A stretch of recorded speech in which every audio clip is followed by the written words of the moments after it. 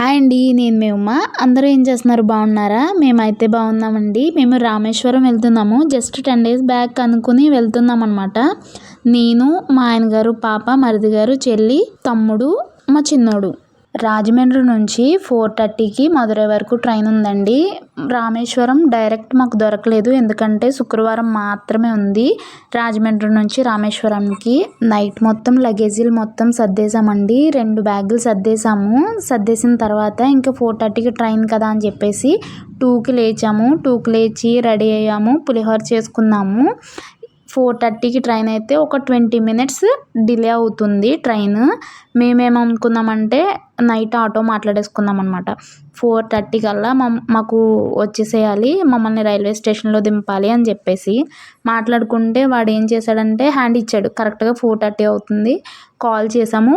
Call చేసిన తర్వాత switch off చేశాడు ఫోను. ఇంకా మాకు టెన్షన్. 20 మినిట్సే డిలే అవుతుంది ట్రైను. ఎప్పుడు అది 1 అవర్ 2 అవర్స్ అలా డిలే అయ్యేదంట. కానీ వాళ్ళ మా అదృష్టమో దురదృష్టమో తెలియదు, కానీ 20 మినిట్స్ మాత్రమే లేట్. ఆటో ఆయన హ్యాండ్ ఇచ్చేసరికి దెబ్బకు భయం వేసింది. ఇలా కాదని చెప్పేసి మా ఆయన గారు డబల్ అమౌంట్ తోటి ర్యాపిడో బుక్ చేశారు.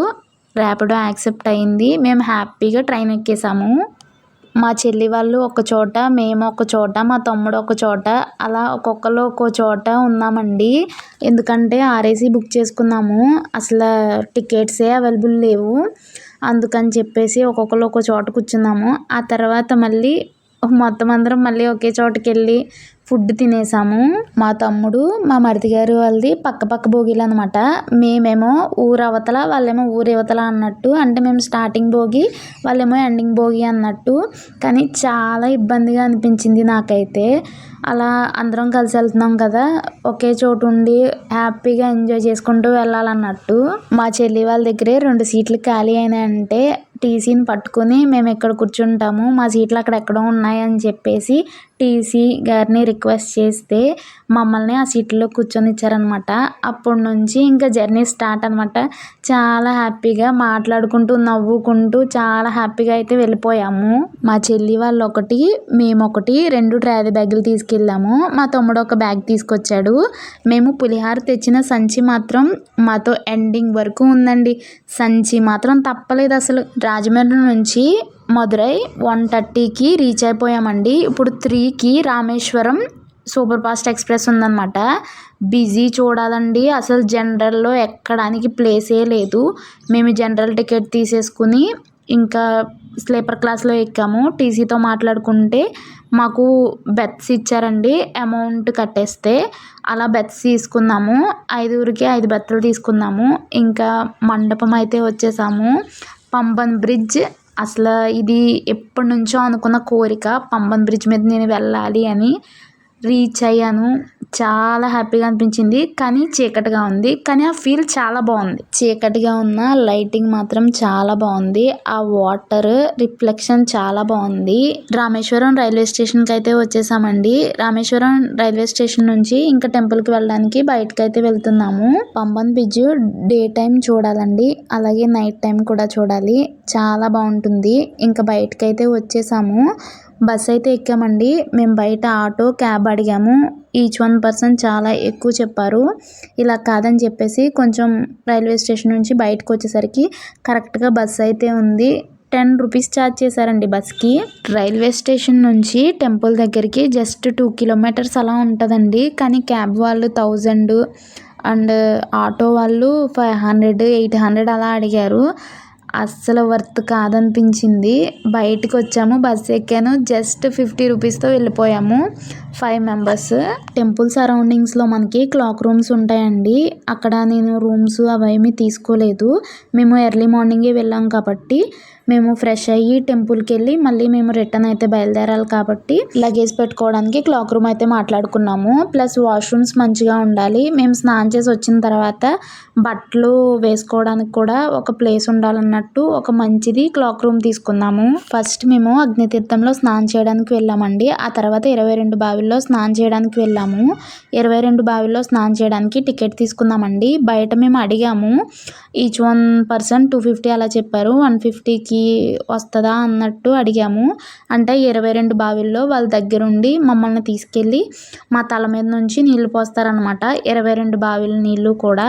అలా ఇద్దరు ముగ్గురిని అడిగాము. కానీ వాళ్ళు మేము అడిగిన రేటుకి వాళ్ళు అడిగిన రేటుకి సెట్ అవ్వట్లేదని చెప్పేసి ఇంక టికెట్ తీసుకుని 22 బావిల్లో స్నానం చేయడానికి అయితే వెళ్ళిపోయామండి. నిజంగా మా అదృష్టమనే అనుకోవాలి. అన్ని బావిల్లో నీళ్లు కూడా మా తల మీద నుంచే పడినాయి.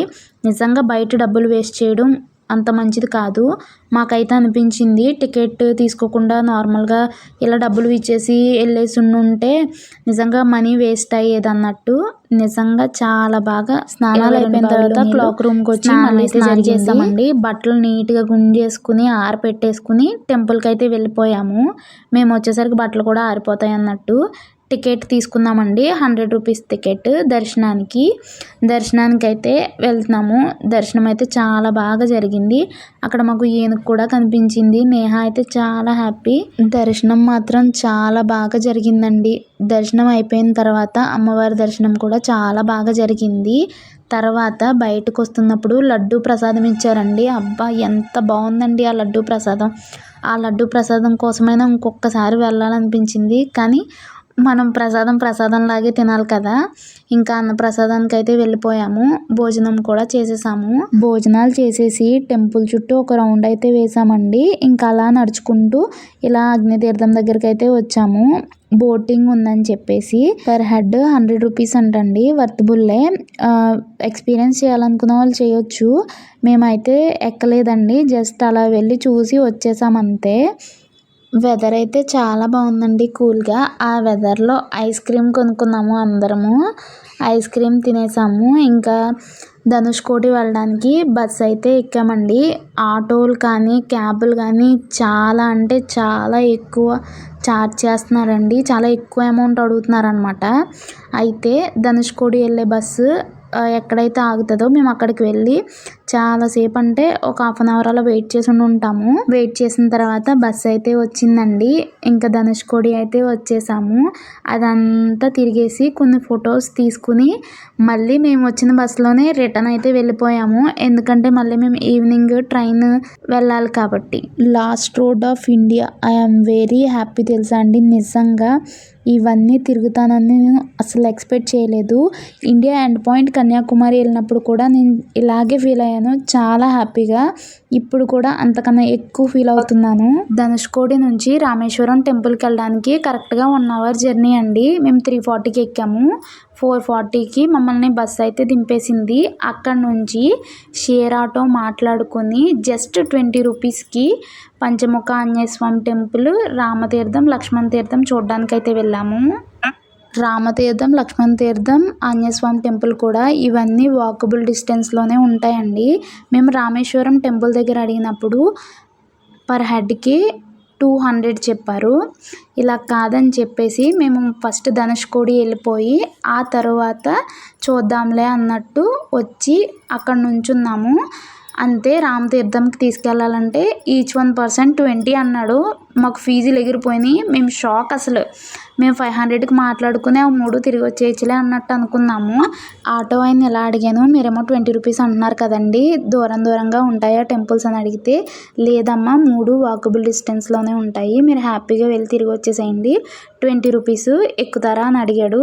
ఎక్కుతామని చెప్పేసి ఎక్కేసి మేమైతే అన్ని టెంపుల్స్ కవర్ చేయడానికి అయితే వెళ్తున్నాము. ముందు రామతీర్థం టెంపుల్కి అయితే వెళ్ళామండి. తర్వాత పంచముఖ ఆంజనేయ స్వామి టెంపుల్కి అయితే వచ్చాము. ఇక్కడ ఫ్లోటింగ్ స్టోన్స్ ఉంటే అవి కూడా చూసాము. చాలా బాగున్నాయి. ఇక్కడ నటరాజస్వామి టెంపుల్ ఉందండి. పంచముఖ ఆంజనేయ స్వామి టెంపుల్ కొంచెం ఎదర లక్ష్మణ తీర్థంకి వెళ్ళే దారిలో.